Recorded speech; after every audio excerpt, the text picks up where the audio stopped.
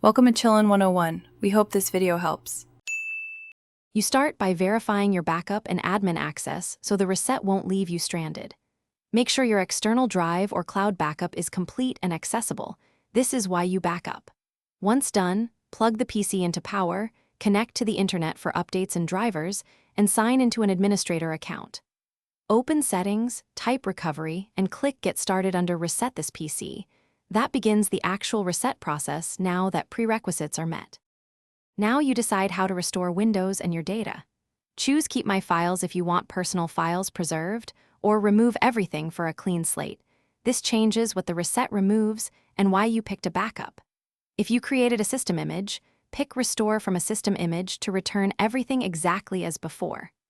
Also choose Cloud Download for a fresh image or local reinstall to use existing files. Cloud takes longer, but ensures the latest bits. Finish by confirming your choices and starting the reset. The PC will reboot multiple times while Windows reinstalls.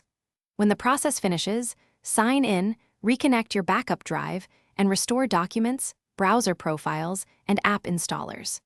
Reinstall critical drivers and check Windows Update for the latest patches. If something goes wrong and the PC won't boot, use advanced options from the recovery environment to run startup repair or restore the system image you created. That troubleshooting step fixes most post-reset failures. Thanks for watching. Consider subscribing if we helped you.